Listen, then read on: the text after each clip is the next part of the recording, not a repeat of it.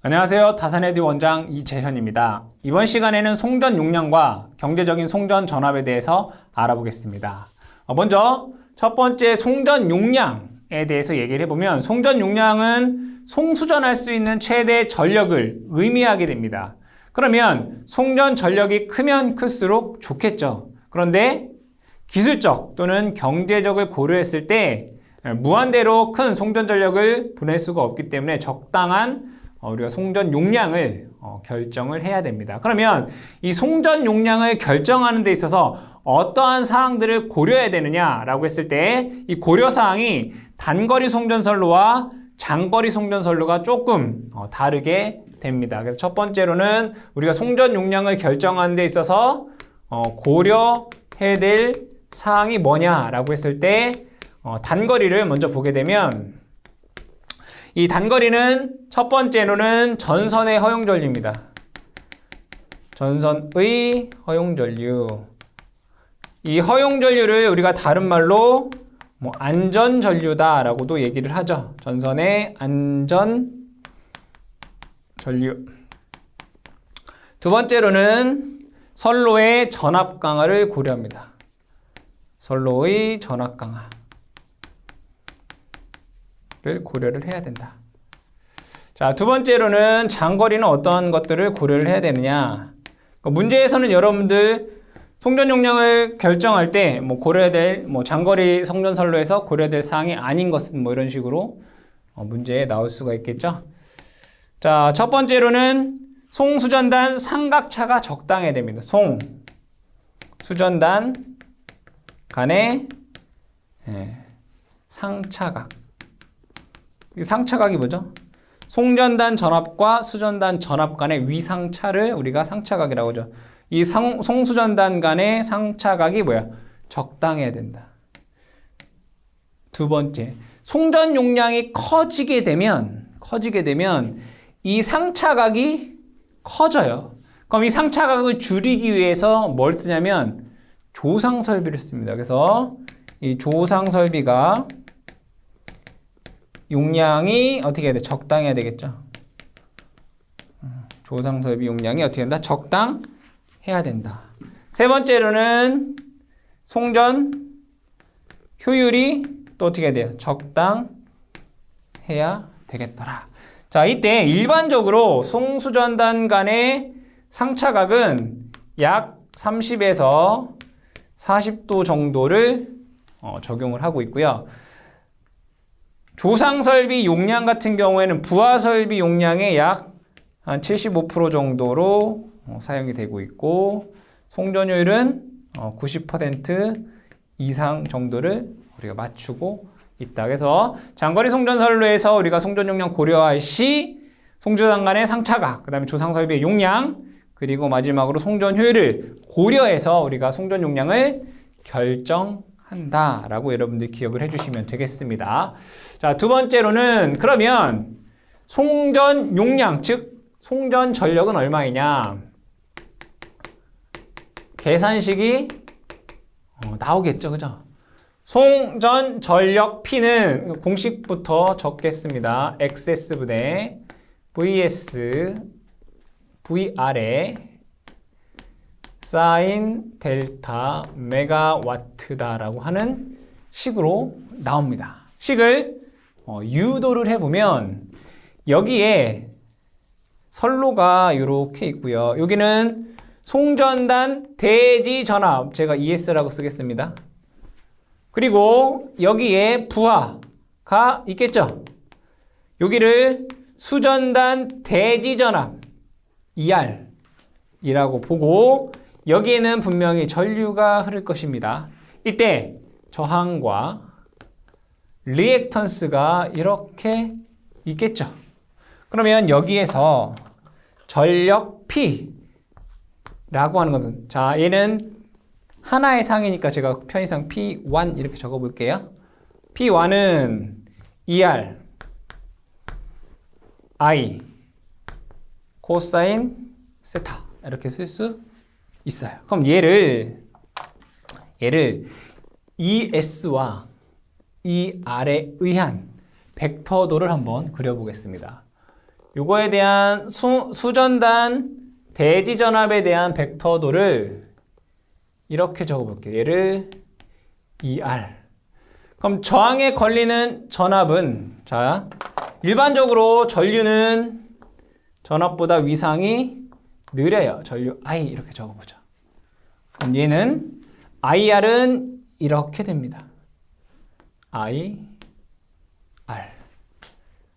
IX는 전류보다 위상이 90도 앞서죠. 얘를 이렇게 그릴 수 있습니다. 얘를 IX.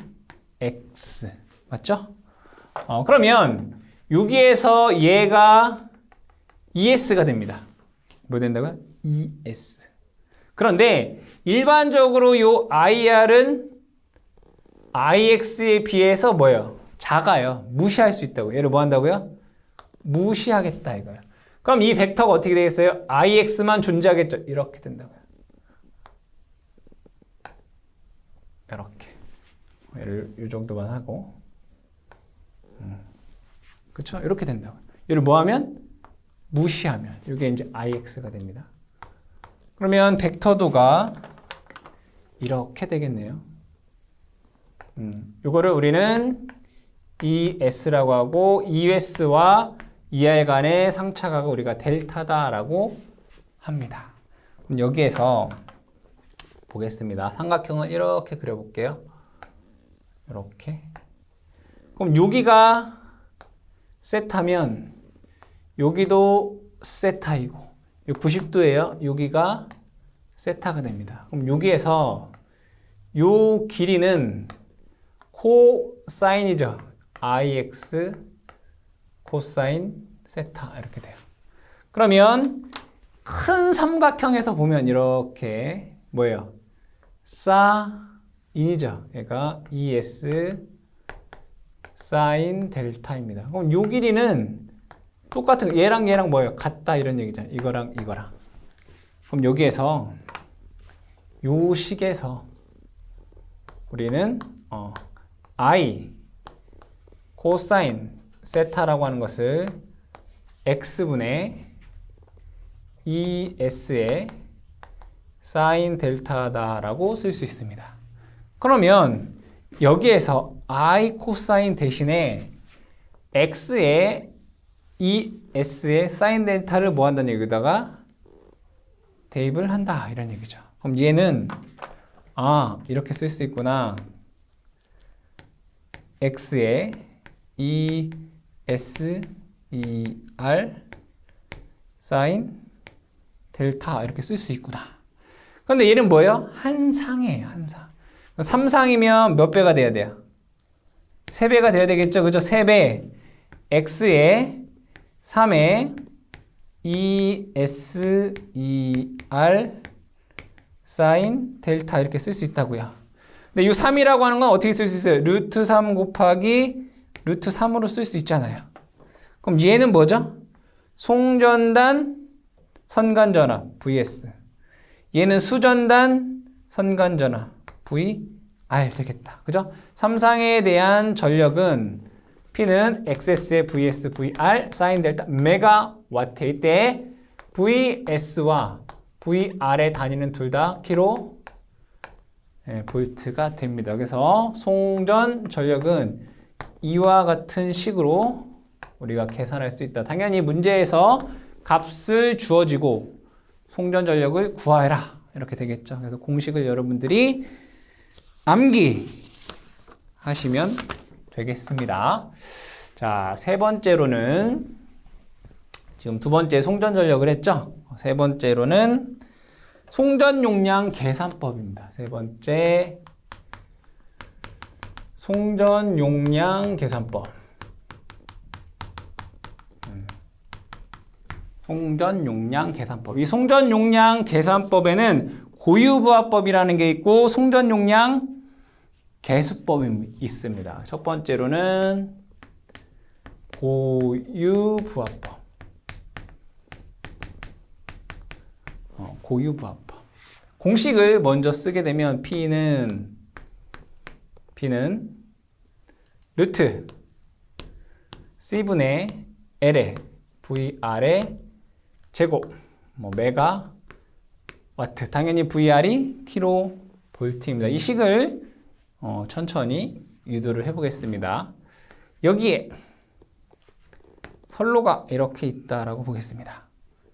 여기는 E, S라고 하고요. 여기에는 수전단 E, R이다라고 보겠습니다. 그러면 여기에는 이 선로의 단위 길이당 임피던스가 있겠죠. 얘를 특성 임피던스 G0라고 볼게요. 그럼 이 G0는 여러분 뭐라고 써요? 루트 Y분의 G라고 배웠습니다. 얘가 무손실일 경우에는 C분의 L이다 라고 여러분들이 공부하셨어요. 그러면 여기에서 전력 P는 수전단 전압에다가 전류 이렇게 계산할 수 있잖아요. 그럼 얘를 다시 쓰게 되면 수전단 전압에다가 이 전류 대신에 뭐라고 쓰냐면 이 특성 임피던스 분의 전압을 쓴 거예요. 특성 임피던스 분의 전압 ER 이렇게 쓴 거라고요. 그럼 얘는 G 제로분의 ER 제곱이 되겠다. 그쵸? 근데 3상이면은 얘를 뭘 쓰면 돼요? 대지전압 말고 여기 3배가 돼서 루트 3 하게 되면 선간전압으로 쓰면 얘가 되는 거죠. 얘가 G 제로분의 VR 제곱이 돼요. 근데 G 제로가 뭐예요? 루트 C분의 L이잖아요. 이게 고유 부하법인 거예요. 이때 고유 부하법은 거리와 뭐예요? 무관하다. 그렇죠? 거리와 무관하게 구할 수 있는 게 고유 부하법이다. 공식을 여러분들 아시면 되고, 두 번째로는 송전 용량 계수법이에요. 송전 용량 계수법. 이 송전 용량 계수법이라고 하는 것은 이 고유 부하법에 거리에 대한 개념을 추가한 거예요. 뭐랬다고요? 거리에 대한 개념을 추가했다. P는 K에 L에 VR 제곱입니다. 즉 뭐예요? 특성 임피던스 G0 대신에 뭘 쓴 거예요? KL을 쓴 거예요. 여기 L은 송전 거리가 되겠죠, 그죠? 송전 거리 킬로미터. 그렇죠?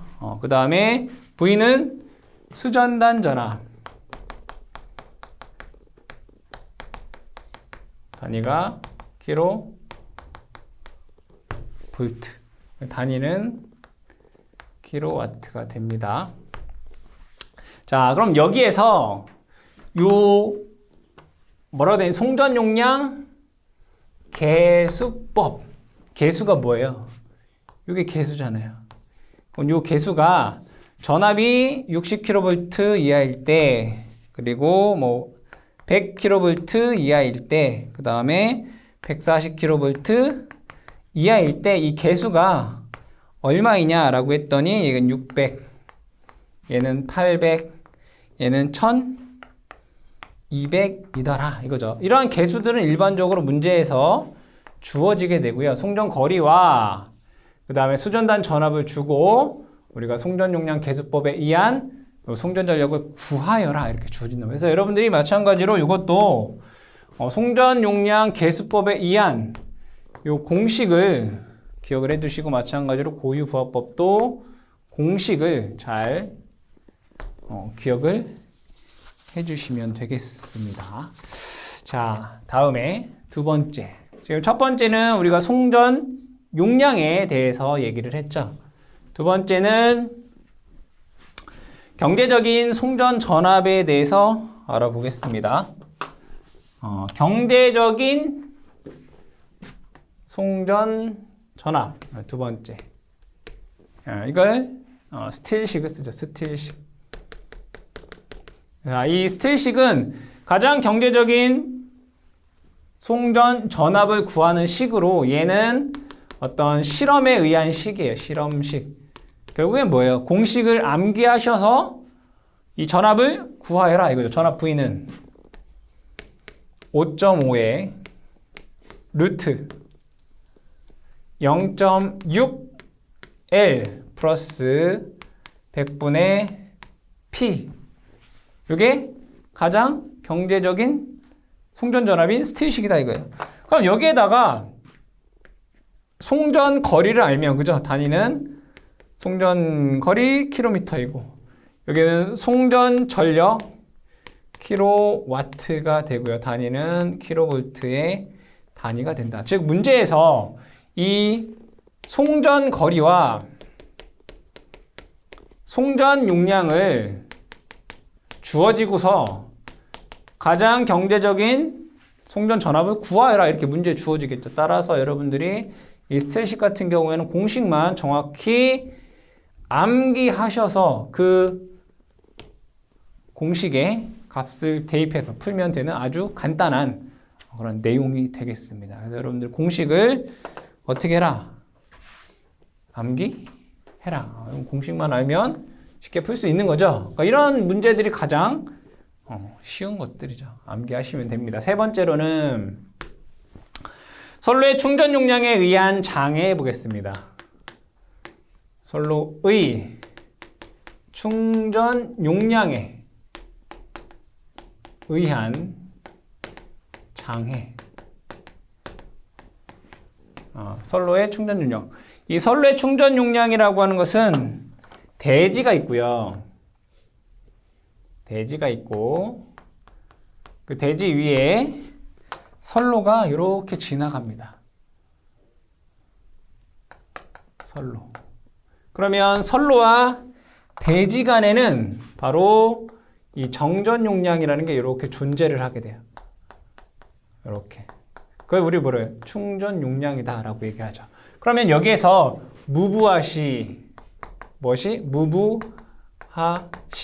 근데 얘가 전제돼야 될 건 뭐냐면 장거리. 그러니까 선로가 작으면, 그러니까 선로 길이가 짧으면 단거리에서는 C 값이 작단 말이에요. 그래서 그 영향이 별로 없어요.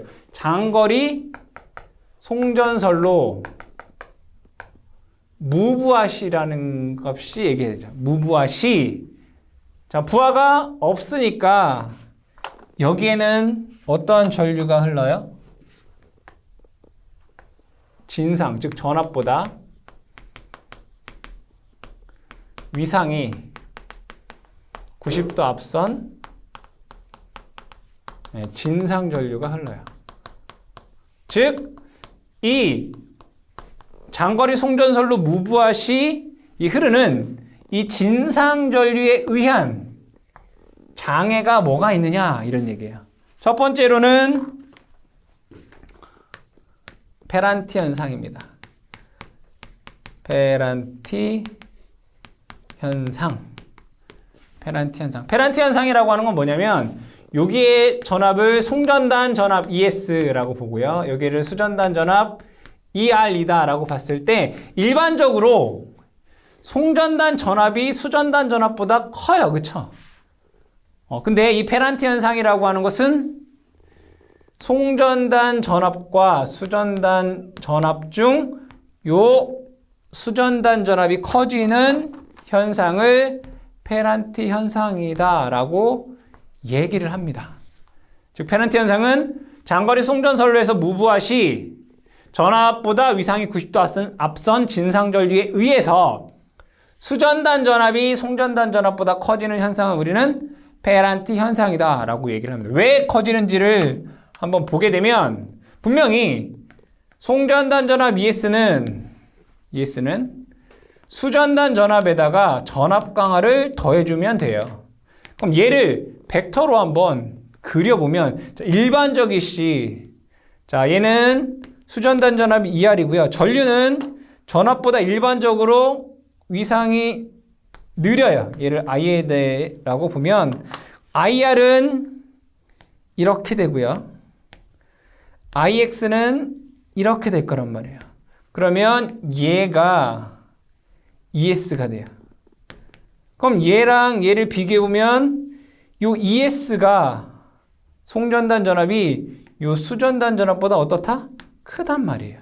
이건 일반적인 경우예요. 그런데 페란티 현상이 발생하게 되면 어떻게 되느냐 라고 봤더니 얘도 마찬가지로 벡터로 그려보면 얘가 2R이에요. 그런데 이 페란티일 때는 뭐예요? 여기에 전류가 전압보다 위상이 어떻다고요? 앞선다고요. 이렇게 그려볼게요. 전류가 전압보다 위상이 앞선다. 그러면 IR은 이렇게 될 것이고요. IX는 이렇게 될 거라고요. 90도니까 이렇게. 그렇죠? 그러면 여기에서 ES가 이렇게 된다고요. ES가. 그러면 얘랑 비교했을 때 얘가 더 클 때가 생긴다 이거예요. 그것을 우리는 뭐라고 한다? 페란티 현상이다 라고 얘기를 합니다. 그러면 여기에서 이 페란티 현상은 언제 그게 크냐라고 했을 때 첫 번째, 장거리 송전선로에서, 그죠? 즉 송전선로 길이가 긴 경우, 그죠? 장거리일수록. 두 번째는 단위 길이당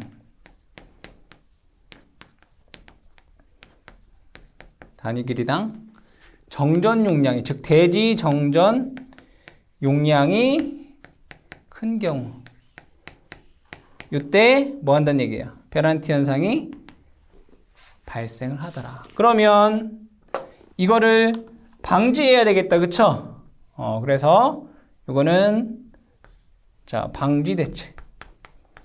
페란티 현상 방지 대책. 이게 중요한 거죠, 그죠? 두 가지가 있습니다. 그럼 얘는 뭐 때문에 생기는 거예요? C 때문에 생기는 거죠? 여기다 이걸 달면 돼. 이게 뭐예요? 블로 리액터. 블로 리액터를 설치. L을 달면 지상 무전력을 공급하는데, 그럼 뭐가 또 있겠어요? 동기조상기. 무슨 운전? 부족 여자 운전을 하게 되면 페란티 현상을 뭐 할 수 있다? 방지할 수 있다. 이런 얘기예요. 자, 그 다음에 두 번째로는 또 페란티 현상, 충전 용량에 의한 장애의 두 번째로는 뭐가 있냐면, 자기 여자 현상이에요. 발전기 자기 여자 현상.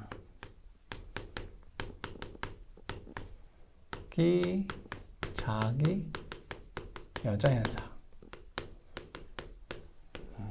발전기 뭐라고요? 자기 여자 현상. 이거 그림으로 그려볼게요. 여기에는 발전기예요. 근데 이 발전기가 우리 발전소에 다 뭐 쓴다고 했어요? 그러니까 동기 발전기를 쓰잖아요. 그리고 여기에 선로가 이렇게 있을 거예요. 선로. 그리고 대지가 이렇게 있을 거란 말이에요. 그럼 얘도 마찬가지로 장거리 송전선로 무부하 시 부하가 없으면 요 C에 의한 뭐가 흘러요? 진상 전류가 흘러요. 맞죠? 뭐가 흐른다고요? 진상 전류가. 그러면 여러분들 기기에서 동기 발전기에 뭐가 있죠? 전기자 반작용이 있어요. 전기자 반작용. R 뭐죠? R 교차 자화작용. L 감자작용. C 뭐라고요? 증자작용이다 이거예요.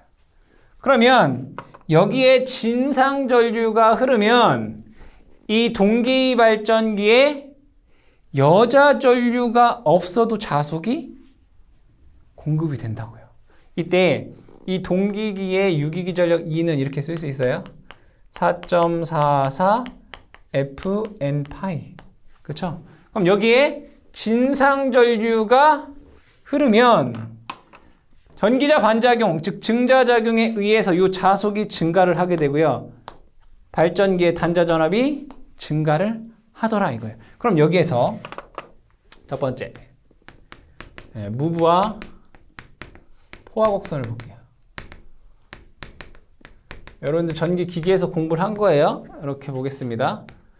무브와 포화 곡선을 이렇게 볼게요. 원래는 여기 뭐예요? 계좌전류 IF죠. 여기는 유기기전력 E 이렇게 된단 말이에요. 그럼 계좌전류를 증가하면 유기기전력이 증가하면 계좌전류를 증가하면 자속이 증가하고 유기기전력이 증가하는 데가 그래프가 이렇게 되잖아요. 여기 뭐예요? 자기 포화 이렇게 된단 말이에요. 그런데 이 동기기에서 여자 전류가 없고 여기에 뭐가 진상 전류가 공급이 되면 즉 전기자에 이 진상 전류가 흐르면 이 유기기 전력이 이렇게 된다 이거예요. 그죠? 이렇게 된다고요.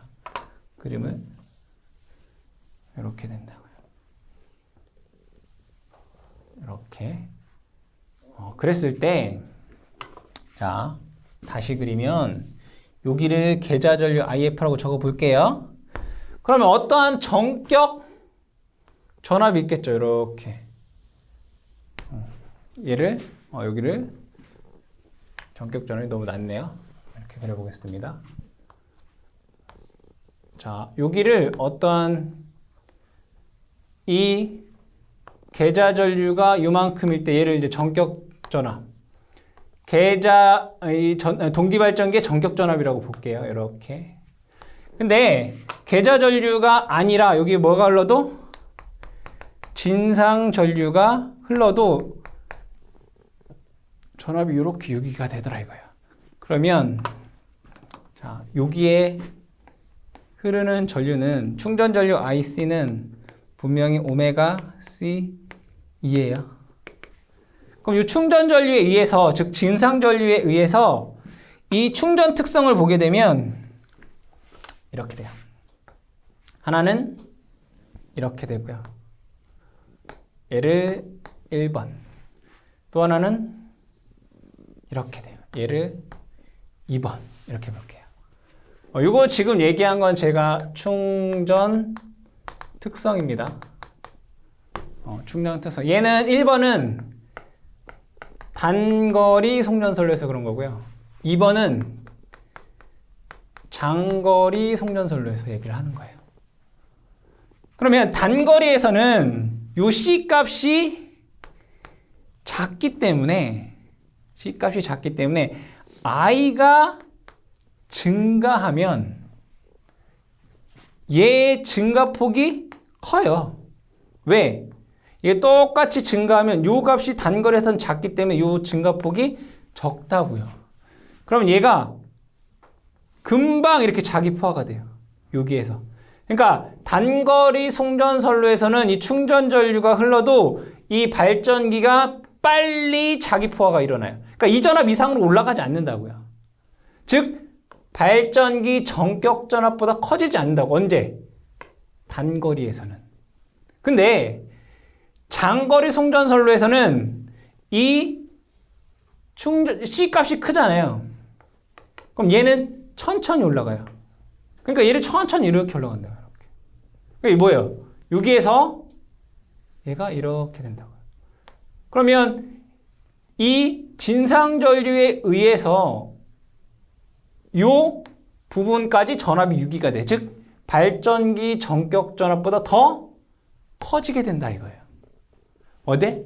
장거리에서. 왜? C 값이 크기 때문에. 그래서 이 발전기 자기 여자 현상이라고 하는 것은 장거리 송전선로의 진상전류에 의해서 발전기의 단자 전압이 발전기 전격 전압보다 더 커지는 현상을 우리는 발전기 자기 여자 현상이다.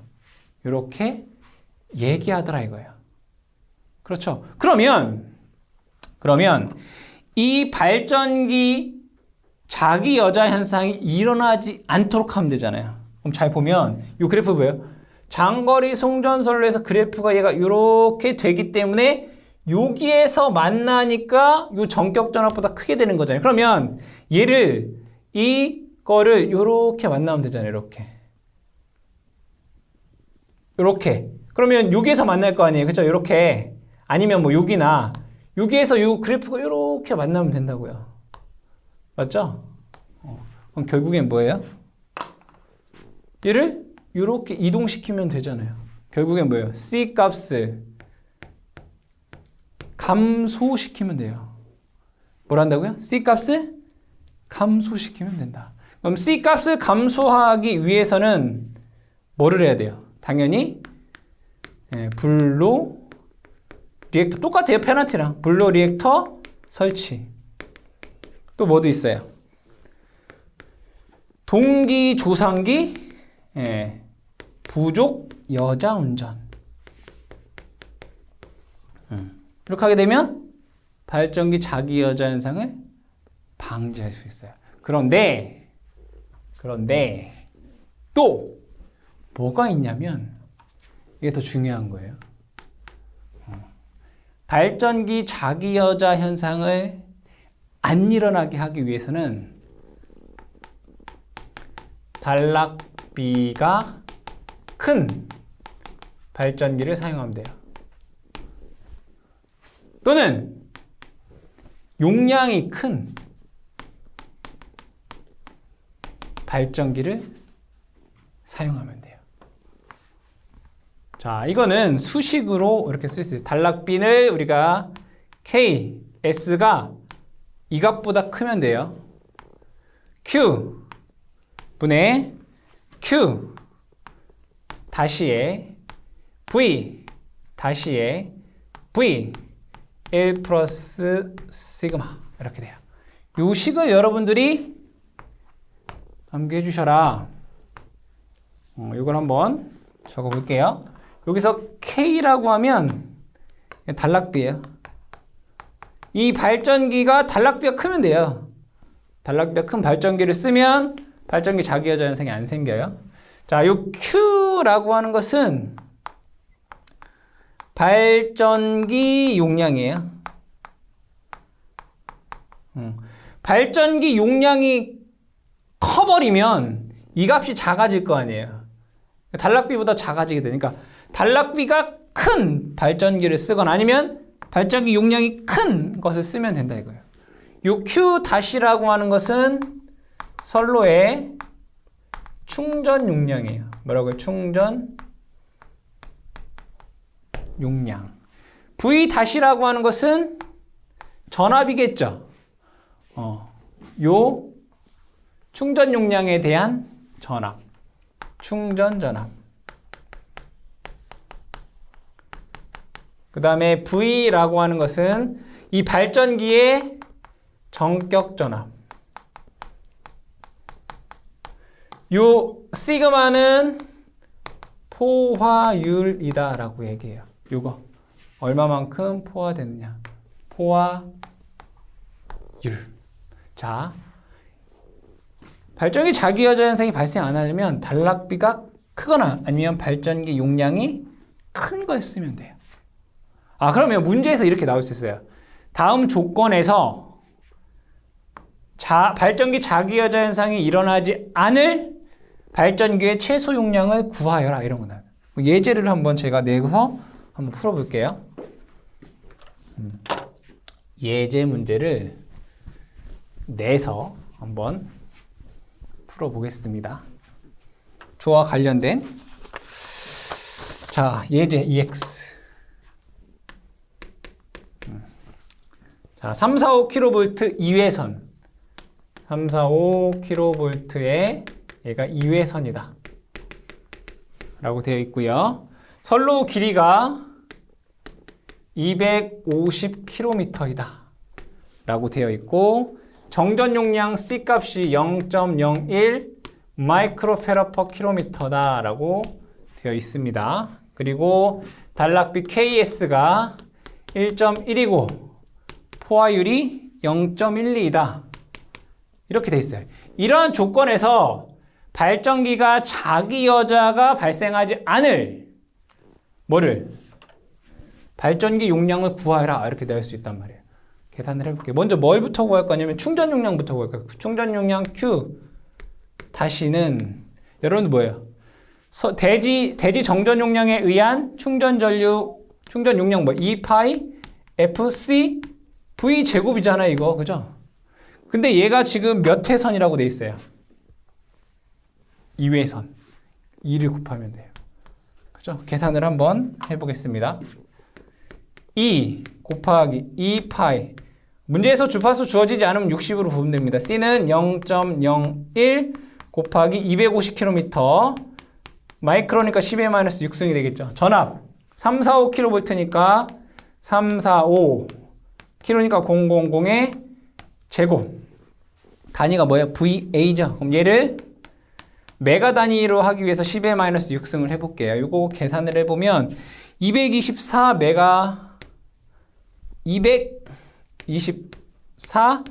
메가 VA예요. 이게 선로의 충전 용량이에요. 충전 용량. 그러면 우리가 했었던 공식 단락비 KS는 Q 분의 Q 다시에 V 다시에 V 1 플러스 시그마 이렇게 되겠죠. 그렇게 썼죠. 그렇죠? 제가. 자, 그럼 여기에서 우리가 알고 싶은 건 뭐예요? 발전기의 충전 용량이에요.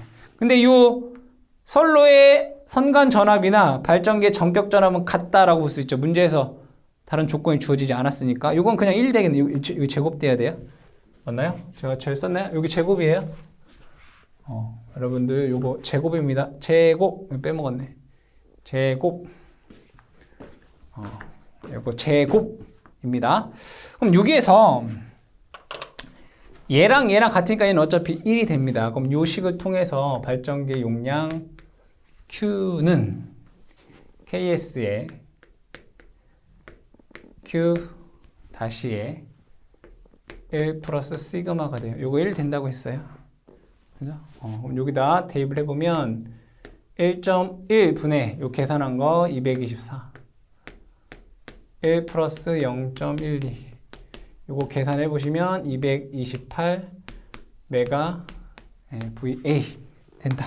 즉 발전기 용량이 228 메가 VA보다 크면 발전기 자기 여자 현상이 발생되지 않는다. 그래서 여러분들이 공식을 잘 뭐 해야 돼요? 암기해 주시면 된다. 아시겠죠? 이게 발전기 자기 여자 현상입니다. 자, 네 번째로는 주파수와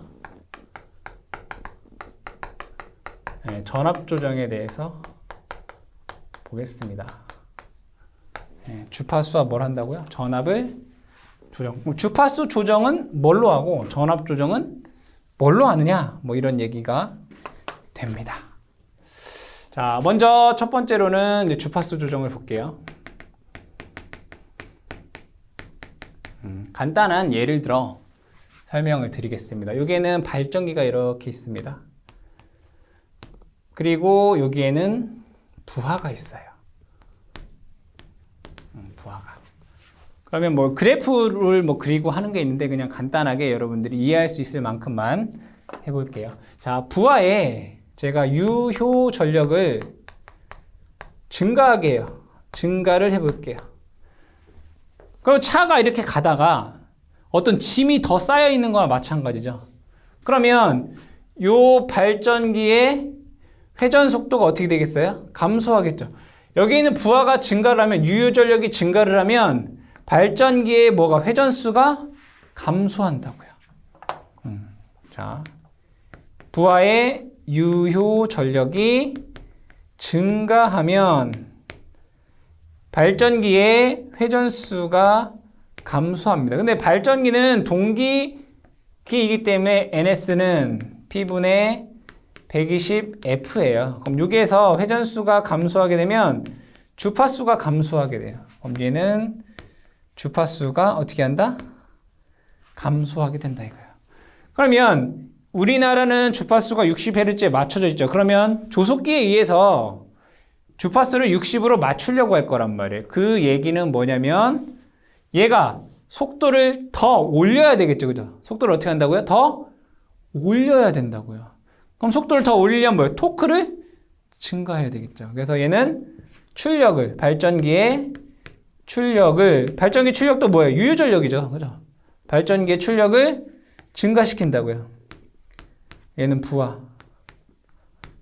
발전기의 출력을 증가시키면 회전 속도는 증가하게 되고요. 주파수는 증가를 하게 된다. 즉 여기서 제가 얘기하고 싶은 건 뭐냐면 주파수 조정은 뭘로 한다? 유효 전력으로 주파수 조정을 할 수 있다. 이런 얘기입니다. 자, 두 번째는 전압 조정을 보겠습니다. 두 번째는 선로의 전압 조정에 대해서 보죠. 그럼 전압을 바꿀 수 있는 방법은 사실은 여러 개가 있죠. 뭐냐면 발전기의 출력을, 발전기의 전압을, 유기기 전력을 바꾸는 수가 있겠죠.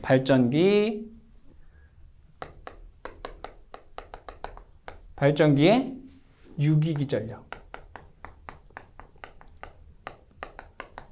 그렇죠? 또 뭐도 있어요. 변압기를 쓰는 방법도 있고. 그렇죠? 발전기 유기기 전력. 변압기. 이게 가장 확실한 거죠. 승합기. 이런 것들이 전압 조정에 가장 확실한 거죠. 근데 요거에 대해서 얘기하는 게 아니라 지금 주파수는 뭐를 조정해서 할 수 있다고 했어요? 유효전력을 조정할 수 있다고 했어요. 자, 이 전압 조정은 무엇을 통해서 할 수 있느냐라고 했을 때 이 전압 조정은 바로 무효 전력을 조정해서 우리가 전압을 바꿀 수 있다. 이런 얘기예요. 그럼 무효 전력을 조정하게 되면 뭐가 바뀌죠? 역률이 바뀌죠. 그럼 전압 강화가 바뀌겠죠. 전압 조정이 가능하다. 즉 여기서 얘기하고 싶은 것은 자, 주파수는 유효 전력으로 바꿀 수가 있고요. 전압 조정은 무효 전력으로 바꿀 수 있다. 그럼 무효 전력을 공급하는 장치를 우리는 뭐라고 하죠? 조상 설비죠. 그죠? 조상 설비를 통해서 전압 조정이 가능하다. 이것을 여러분들이 알아주시면 될 것 같고, 또 발전기 유기기 전력은 뭘로 바꾸면 돼요? 계좌 전력 IF를 조정하면 돼요. 그렇죠? 이런 방법을 통해서 전압을 조정할 수 있다. 이런 얘기입니다. 자, 마지막 다섯 번째는 개통연계에 대해서 보겠습니다. 다섯 번째, 개통연계에 대해서 보죠. 그럼 개통연계는 뭐냐 이거죠. 그럼 예를 들어 우리나라가 이렇게 있다라고 보겠습니다. 그러면 여기에는 북한이니까 여기에 보령의 발전소가 있어요. 그죠? 보령의 발전소. 여기는 서울. 그럼 이 발전소에서 이 서울에 전력을 예를 들어 공급을 할 거예요. 그리고 여기에 또 고리에 원자력 발전소가 있다라고 볼게요. 그럼 여기는 부산에 전력을 예를 들어 공급을 한다라고 보겠습니다. 예를 들어 얘는 여기에 전력을 공급을 하고요. 얘는 여기에만 전력을 공급한다. 이런 상태가 있을 거고, 개통연계라고 하는 것은 얘 두 개를 서로 이렇게 연결하는 것을 우리를 개통을 연계한다 라고 얘기를 합니다. 즉 다수의 발전기와 다수의 부하를 서로 연결하는 것을 우리는 개통연계다 이렇게 얘기를 합니다. 자, 이것을 우리가 말로 쓰면 전력계통을 병렬 운전하는 거 이렇게 됐어요. 전력계통을 어떻게 병렬 연결하는 것을 우리는 계통 연계다 라고 얘기를 합니다. 그러면 이 전력계통을 병렬 연결하게 되면 어떻게 되냐? 전력계통의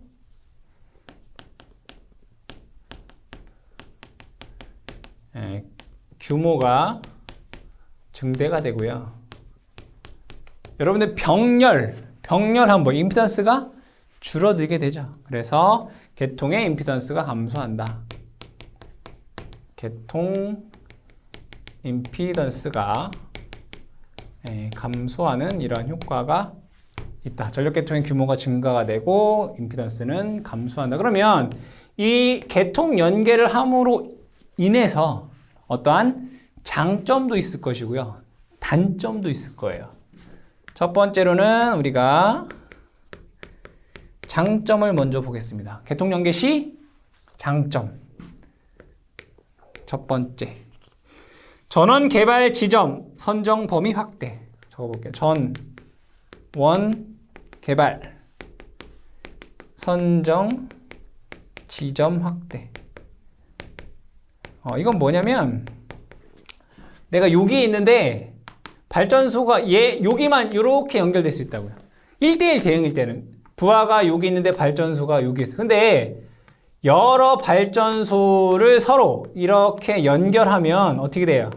내가 여기를 더 크게 할 수도 있고 여기를 더 크게 할 수도 있잖아요. 왜냐하면 서로 다 연결되어 있으니까 어디를 개발해도 된다 이거예요.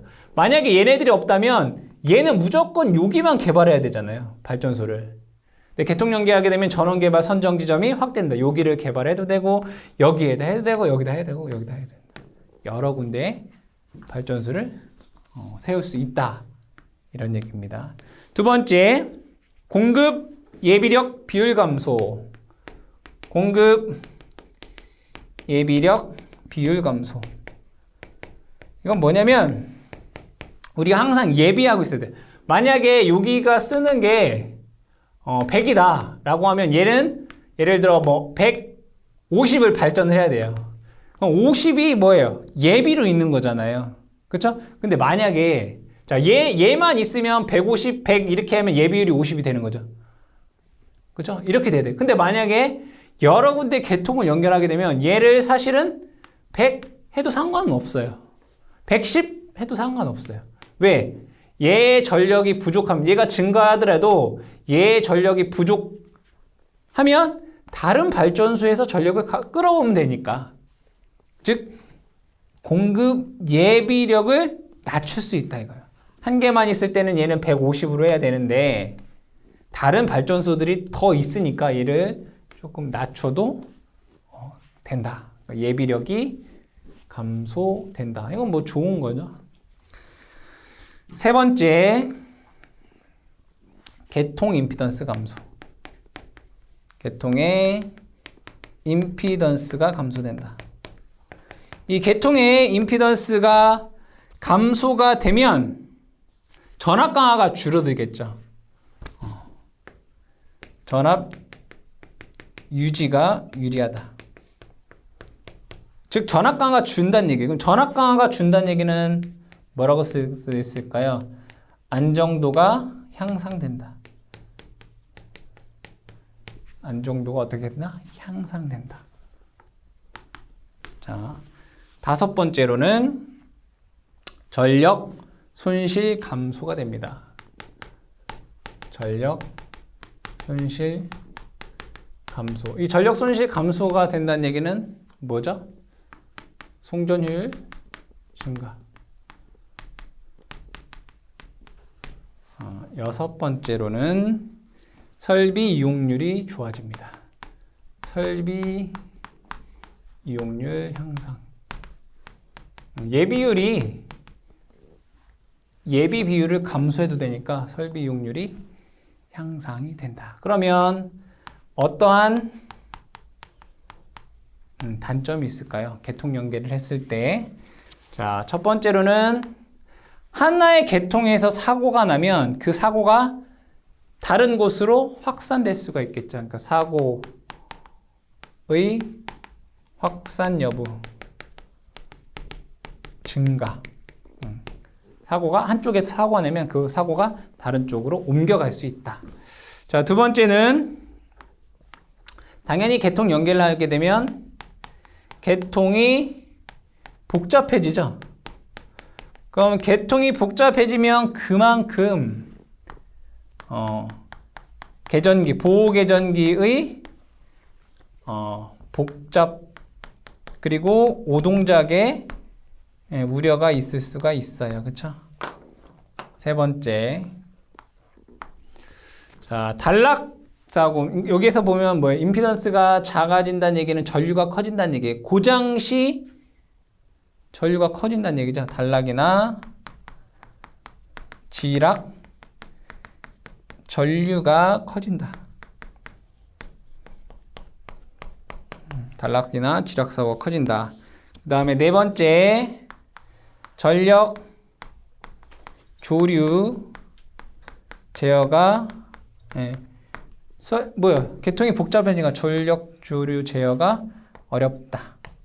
복잡해진다 뭐 이런 얘기가 되겠죠. 그 다음에 다섯 번째는 이러한 사고가 복합적으로 일어났을 때, 즉 큰 사고 시 대형 정전 사고로 이어질 수 있다.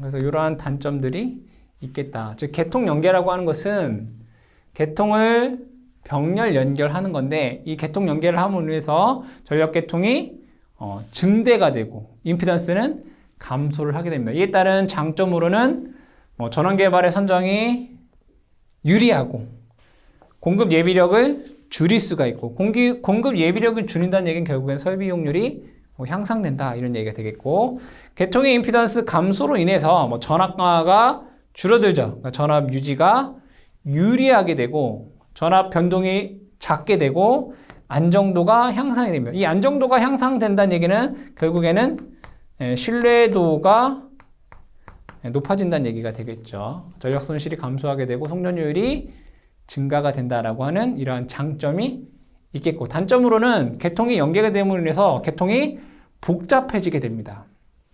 계통이 복잡해지니까 그에 따른 계통을 보호하기 위한 보호계전기가 복잡해지고 그에 따른 오동작의 발생이 있을 수 있고, 한쪽에서 사고가 발생하면 그 사고가 다른 쪽으로 확산이 될 수가 있겠고요.